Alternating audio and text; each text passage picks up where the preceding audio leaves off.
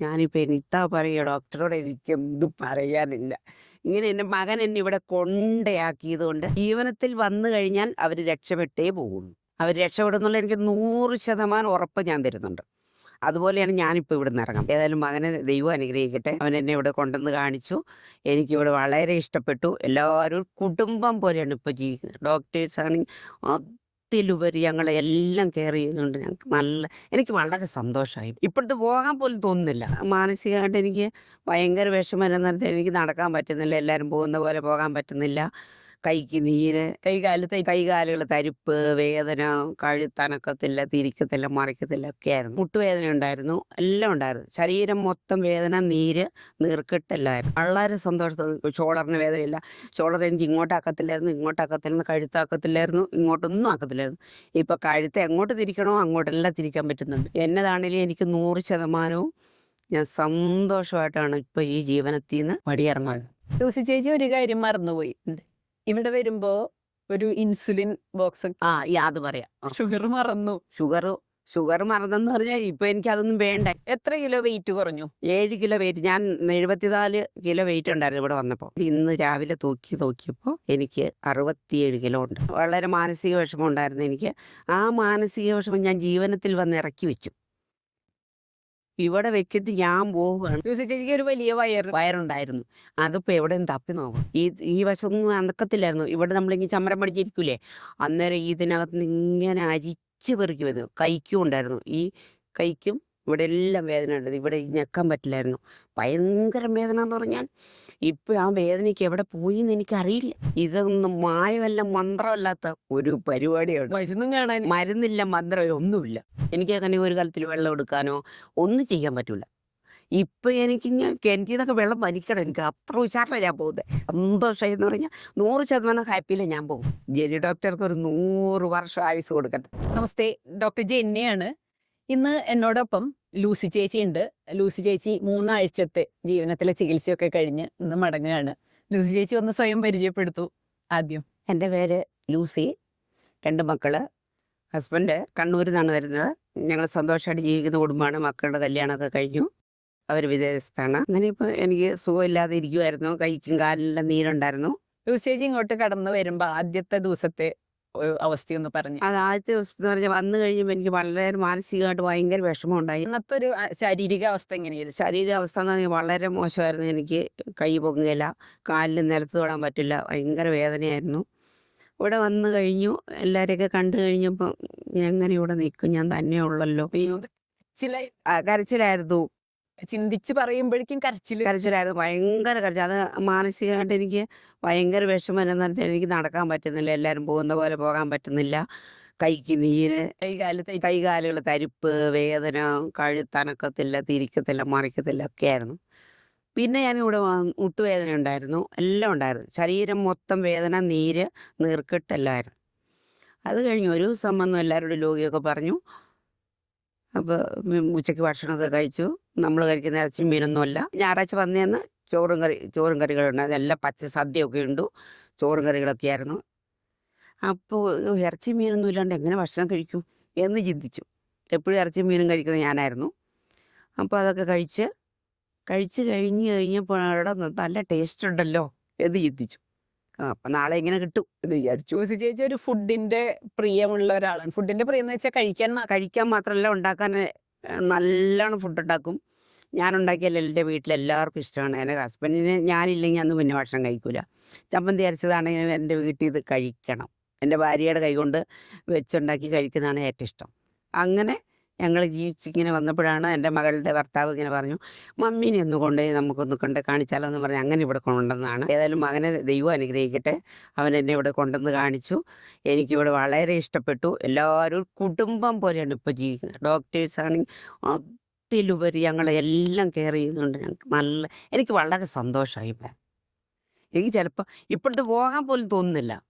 എനിക്ക് അത്ര ദിവസമായിട്ട് ഇങ്ങനെ വിങ്ങി എനിക്ക് ഭയങ്കര അന്നേരം എന്നോട് മാനേജർ പറഞ്ഞു, കരയൊന്നും ചെയ്യരുത് കേട്ടോ എന്ന്. ഞാൻ കരയില്ല, ഞാൻ കരഞ്ഞായിരുന്നു, വന്നപ്പോൾ ഒത്തിരി കരഞ്ഞായിരുന്നു, ഇനി ഞാൻ കരയില്ല, പോകുമ്പോൾ നല്ല സന്തോഷമായിട്ട് പോവുള്ളൂ എന്നൊക്കെ പറഞ്ഞു. എന്നതാണെങ്കിലും എനിക്ക് 100% ഞാൻ സന്തോഷമായിട്ടാണ് ഇപ്പോൾ ഈ ജീവനത്തിൽ നിന്ന് പടിയിറങ്ങുന്നത്.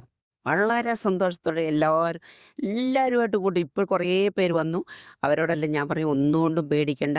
ഞാൻ വന്ന അവസ്ഥയിൽ വെച്ച് നിങ്ങൾ നല്ല വിജയമായിരിക്കും നിങ്ങൾക്ക് എന്ന് പറഞ്ഞിട്ട് എല്ലാവരോടും പറഞ്ഞു. എനിക്ക് എന്നതാണോ പറ്റിയത് ഇവിടെ അതെല്ലാം ഞാൻ പറഞ്ഞു കൊടുത്തിട്ടുണ്ട്. അവർ പറഞ്ഞു, ഞാൻ അത് മെലിഞ്ഞോ? ഞാൻ പറഞ്ഞു, ഞാൻ 4 ദിവസം എടുത്തു. എന്നോട് 4 ദിവസം എടുത്താൽ മതി എന്ന് പറഞ്ഞു. 4 ദിവസം ഞാൻ ഫാസ്റ്റിംഗ് എടുത്തു. അത് കഴിഞ്ഞ് 2 ദിവസം ജ്യൂസ് തന്നു, അത് കുടിച്ചു. എന്നിട്ട് എന്നോട് വന്ന് എല്ലാ കാര്യവും ചോദിക്കുന്നുണ്ട്, അവിടെ വേദനയുണ്ടോ, അവിടെ വേദനയുണ്ടോ, ഇവിടെ വേദനയുണ്ടോ. ഞാൻ പറഞ്ഞു, എൻ്റെ മുട്ടിന് ലേശം വേദനയുണ്ട്. അപ്പോൾ പറഞ്ഞു, മറ്റേ അവരോട് നഴ്സുമാരോട് പറഞ്ഞു ചൂട് വെക്കണം. എല്ലാം ചെയ്തു. എല്ലാം സന്തോഷമായിട്ട് അവരെനിക്ക് കൊണ്ടേ തന്നു. നീ പോകുമ്പോൾ ഞങ്ങൾ തന്നെയുള്ളല്ലോ എന്ന് നഴ്സുമാരെന്നോട് പറഞ്ഞു. ഞാൻ പറഞ്ഞു, നിങ്ങളിട്ടിട്ട് പോകാനേ എനിക്ക് സങ്കടമുണ്ട് എന്നെല്ലാം പറഞ്ഞു. വളരെ സന്തോഷമാണ്. എല്ലാവരും ഇങ്ങനെ ചെയ്യുക. പച്ചക്കറികളും ഇറച്ചി കൂട്ടാമെന്ന് പറഞ്ഞിട്ടുണ്ടല്ലോ ഡോക്ടേഴ്സ്, പറഞ്ഞു എല്ലാ സാധനവും കഴിക്കുക. 6 മണിക്ക് ശേഷം കഴിച്ചാലും കുഴപ്പമില്ല, ഇച്ചിരി നേരത്തെ കഴിക്കണം. എല്ലാ ഫുഡുകളും നേരത്തെ കഴിച്ചാൽ നമുക്ക് ദഹനം നടക്കും. ലൂസി ചേച്ചി ഒരു കാര്യം മറന്നുപോയി. എന്തേ? ഇവിടെ വരുമ്പോ ഒരു ഇൻസുലിൻ ബോക്സ് അത് പറയാം. ഷുഗർ മറന്നെന്ന് പറഞ്ഞാൽ ഇപ്പം എനിക്ക് അതൊന്നും വേണ്ട. എന്നു വെച്ചാൽ ഇൻസുലിൻ 2 ബോട്ടിൽ കൊണ്ടുവന്നു, ഗുളിക കൊണ്ടുവന്നു, BP കൊണ്ടുവന്നു, കൊളസ്ട്രോളിന് കൊണ്ടുവന്നു. ഇവിടെ വന്ന് ആകെ 5 മില്ലി ഒരു ദിവസം എടുത്തു, ഒരു ദിവസം 4 മില്ലി. ടാബ്ലറ്റ് ഒന്നും കഴിച്ചില്ല. കൊളസ്ട്രോൾ മാറ്റി വെച്ചോളാൻ പറഞ്ഞു എന്നോട്. എത്ര ദിവസം ഇൻസുലിൻ എടുത്തു വന്നിട്ട്? 2 ദിവസം. അതും 5 മില്ലി വെച്ച്. സാധാരണ 20 20 20ഉം 25ഉം. രാവിലെ 25ഉം വൈകുന്നേരം 20 എടുക്കുന്നു. അതൊന്നും ഇപ്പോൾ എടുക്കുന്നില്ല. ഒരു ടാബ്ലറ്റ് ഞാനിതില്ല. BP മാത്രം ഇച്ചിരി എടുത്തോളാം, ഒരു ടാബ്ലറ്റ് എടുത്തോളാൻ പറഞ്ഞു. അങ്ങനെ അത് കഴിക്കുന്നുണ്ട്. ഇപ്പം ഇന്ന് വരെ ഞാൻ ഈ 21 ദിവസം എന്നിട്ട് ആകെ 2 ദിവസമേ ടാബ്ലറ്റ് എടുത്തുള്ളൂ. ഇൻസുലിൻ വെച്ചിട്ടില്ല. ഇന്ന് രാവിലെ ഷുഗർ നോക്കി 146 ഉള്ളൂ. ഞാൻ വളരെ സന്തോഷത്തിലാണ് പോകാൻ പോകുന്നത്. ഇപ്പൊ ഫാസ്റ്റിങ്ങിന്റെ ഒരു എക്സ്പീരിയൻസ് എങ്ങനെയായിരുന്നു? ഫാസ്റ്റിങ് നല്ല ആദ്യം ഒരു ക്ഷീണം പോലെ എനിക്ക് തോന്നി. അതങ്ങ് എടുക്കലില്ലല്ലോ, അപ്പം ഞാൻ അതങ്ങനെ എടുത്തു. എനിക്ക് അധികം ക്ഷീണമൊന്നും ഉണ്ടായിട്ടില്ല. നല്ല എനർജിയിലാണ്. അപ്പോൾ അഹമ്മദ് ഡോക്ടർ പറഞ്ഞു, ഇത് പുലിയാണോ പുലിക്കുട്ടിയാണെന്നൊക്കെയാണ് എന്നോട് പറഞ്ഞത്. എത്ര കിലോ വെയിറ്റ് കുറഞ്ഞു? 7 കിലോ വെയിറ്റ്. ഞാൻ 74 കിലോ വെയിറ്റ് ഉണ്ടായിരുന്നു ഇവിടെ വന്നപ്പോൾ. ഞാനിപ്പോൾ പോകാൻ വേണ്ടി ഇന്ന് രാവിലെ നോക്കിയപ്പോൾ എനിക്ക് 67 കിലോ ഉണ്ട്. അപ്പൊ 7 കിലോ വെയിറ്റ് ഇതുപോലെ പ്രത്യേകിച്ച് കഷ്ടപ്പാടില്ലാതെ മാറി. ഇത് ഒരു കഷ്ടപ്പാടുമില്ല. രാവിലെ യോഗ ചെയ്യുന്നു, അതെല്ലാം ചെയ്യുന്നുണ്ട്, പ്രാണായാമം ചെയ്യുന്നുണ്ട്, എല്ലാം ചെയ്തു. അങ്ങനെ ചെയ്തു. എനിക്ക് 2 ദിവസത്തേക്ക് ഒന്നും ചെയ്യാൻ പറ്റില്ലായിരുന്നു, കൈ അനക്കത്തില്ലായിരുന്നു. 3-ാമത്തെ ദിവസമൊക്കെ കഴിയുമ്പോൾ പുലിക്കുട്ടി പോലെ എല്ലാം ചെയ്യുന്നുണ്ടായിരുന്നു. അഹമ്മദ് ഡോക്ടർ പറഞ്ഞു, നല്ല ലൂസിക്കുട്ടിയാണ്, എല്ലാം ഭംഗിയായിട്ട് എല്ലാം ചെയ്യുന്നുണ്ട്. ലൂസി ചേച്ചിയുടെ ഇപ്പോഴത്തെ കാൽമുട്ട് വേദനയുടെ അവസ്ഥ എന്താ? കാലിന് മുട്ടെല്ലാം വേദന പോയി. ഇപ്പം ഈ ചൂടെല്ലാം പിടിച്ചല്ലോ, തണുപ്പ് വെച്ച് ചൂട് പിടിച്ചു. അങ്ങനെ ഞാൻ ഈ സ്റ്റെപ്പെല്ലാം ഇപ്പം കയറാൻ പോകുന്നുണ്ട്. ഇതൊന്നുമില്ല. വളരെ സന്തോഷത്തോടെ. ഷോളറിന് വേദനയില്ല. ഷോളർ എനിക്ക് ഇങ്ങോട്ടാക്കത്തില്ലായിരുന്നു, കഴുത്താക്കത്തില്ലായിരുന്നു, ഇങ്ങോട്ടൊന്നും ആക്കത്തില്ലായിരുന്നു. ഇപ്പം കഴുത്ത് എങ്ങോട്ട് തിരിക്കണോ അങ്ങോട്ടെല്ലാം തിരിക്കാൻ പറ്റുന്നുണ്ട്. ജീവനത്തിൽ വന്നു കഴിഞ്ഞാൽ അവർ രക്ഷപ്പെട്ടേ പോകുന്നു. അവർ രക്ഷപ്പെടുന്നുള്ള എനിക്ക് 100% ഉറപ്പ് ഞാൻ തരുന്നുണ്ട്. അതുപോലെയാണ് ഞാനിപ്പോൾ ഇവിടെ നിന്ന് ഇറങ്ങുന്നത്. ലൂസി ചേച്ചിയുടെ മനസ്സുകൊണ്ട് ഇപ്പൊ പണ്ട് ഇതുപോലെ യഥാർത്ഥത്തിൽ പുലിക്കുട്ടിയായിരുന്ന ഒരു കാലം ഉണ്ടായിരുന്നു.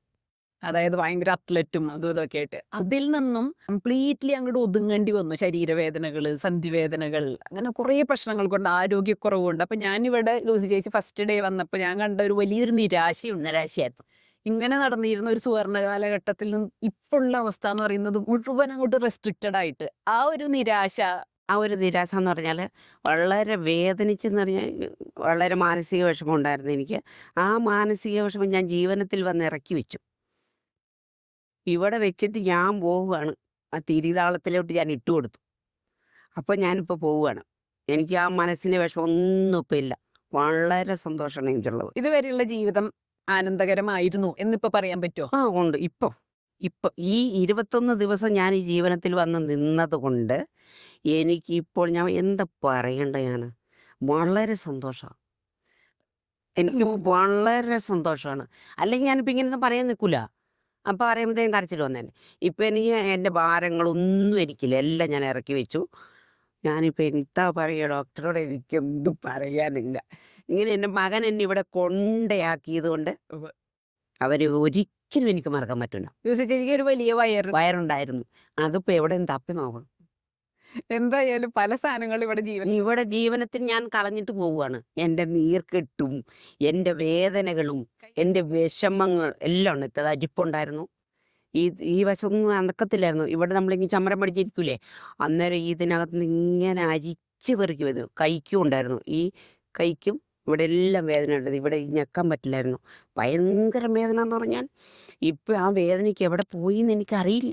ഈ ടാവട്ട സമയത്ത് ഇത്തിരി സമയം ഒരു 2-3 ആഴ്ച മാത്രം ആഴ്ച മാത്രമേ ഇന്നുള്ളൂ. അന്നേരത്തേനും ഇതൊന്നും മായമല്ല മന്ത്രമല്ലാത്ത ഒരു പരിപാടിയാണ്. മരുന്നും കാണാൻ. മരുന്നില്ല, മന്ത്രമില്ല, ഒന്നുമില്ല.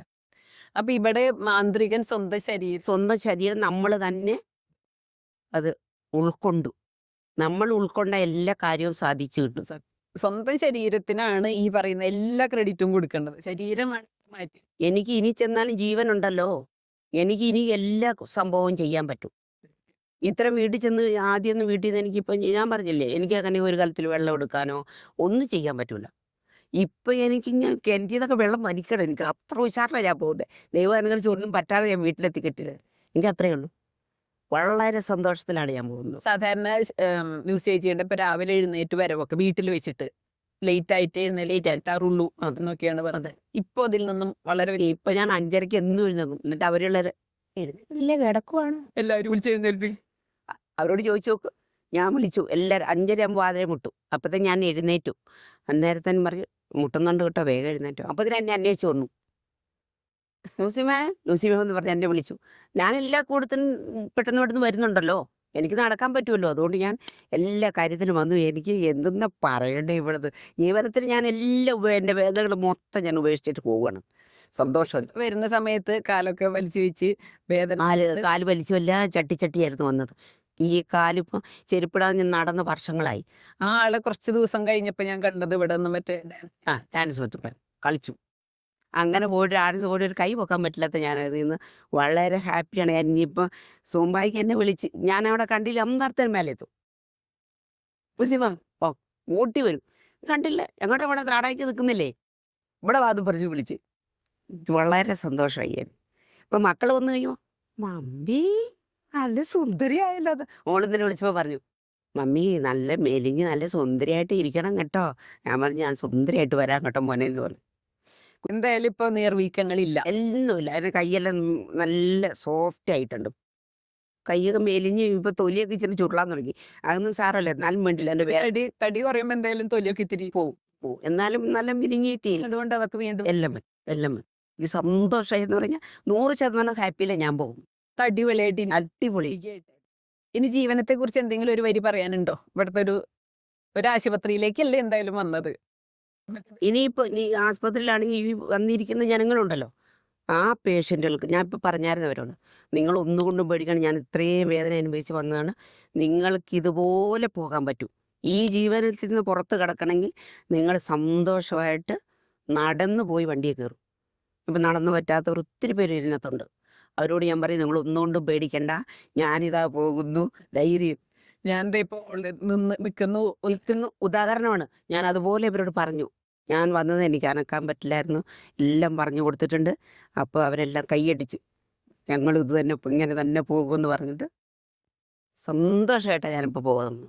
സ്വന്തം ശരീരത്തിൽ മുഴുവൻ സ്വന്തം ശരീരം നമ്മൾ തന്നെ നോക്കിയാൽ എല്ലാ കാര്യങ്ങളും നടക്കും. ഇപ്പോഴെനിക്ക് എല്ലാം മനസ്സിലായി. ഇനിയിപ്പോ ലൈഫിൽ എന്താണ് ഇനി ചെയ്യാൻ പോകുന്നത്? ഒരു ലക്ഷ്യം വേണം ഇനി തിരിച്ചു പോകുന്നത്. ഇനിയിപ്പോൾ ഞാൻ പോയിട്ട് എന്തെങ്കിലും ഒരു ഫുഡുകളൊക്കെ ഒന്ന് സംവിധാനമാക്കിയിട്ട് കുറച്ച് ആൾക്കാർക്കൊക്കെ വിതരണം ചെയ്യാനും എല്ലാം ഒരു താല്പര്യം കാണിക്കാനുണ്ട് എനിക്ക്. ഇവിടുന്ന് പഠിച്ച കാര്യങ്ങളൊക്കെ എനിക്ക് മറക്കാതെ ഞാൻ പോകുന്നുണ്ട്. എല്ലാ സംഭവം എനിക്ക് മനസ്സിലായി. ഇപ്പോൾ അത് പോയി ഞാൻ എല്ലാവർക്കും ഒന്ന് പകർന്നു കൊടുത്താൽ അവരുടെ ആരോഗ്യവും നല്ലതായി കിട്ടൂലേ. അതിന്റെ പുണ്യം നമുക്കുണ്ടാവും. അതുകൊണ്ട് ഞാൻ ഈ ജീവിതത്തിൽ നിന്ന് ഉച്ചക്കലത്തെ ഭക്ഷണം എല്ലാം കഴിച്ച് എല്ലാവരോടും യാത്ര പറഞ്ഞ് ഇറങ്ങാണ്. ഇന്നിപ്പോൾ സദ്യ കഴിക്കാൻ വെയിറ്റ് ചെയ്യും. ശരി, അപ്പം മിടിക്കായിട്ട് ഇപ്പം എല്ലാവർക്കും എൻ്റെ അനുഗ്രഹങ്ങളെല്ലാം ഉണ്ടാവും. സന്തോഷമായിട്ട്. പ്രത്യേകിച്ച് ജെനി ഡോക്ടർ. ഈ ജെനി ഡോക്ടർ കാരണമാണ് ഇപ്പോൾ ഈ ജനങ്ങൾ മുഴുവൻ ഇങ്ങോട്ട് വരുന്നത്. എല്ലാവരും ഫേസ്ബുക്കിലും എല്ലാം കണ്ട് ഇങ്ങോട്ട് വരുന്നുണ്ടല്ലോ. ഇത് ഇവിടെ എന്നാ നടക്കുന്നത് അവർക്കും അറിയത്തില്ല, ഇവിടെ വന്നാലല്ലേ അറിയത്തുള്ളൂ. ചെയ്ത് കഴിഞ്ഞാൽ തന്നെ മനസ്സിലാവും. ഇത് ചെയ്ത് കഴിഞ്ഞാൽ തന്നെ മനസ്സിലാവും. ജെനി ഡോക്ടർക്ക് ഒരു 100 വർഷം ആയുസ് കൊടുക്കട്ടെ. നന്നായിരിക്കും. നല്ല ആയുസ് ആരോഗ്യത്തോടു കൂടിയിട്ടിരിക്കട്ടെ.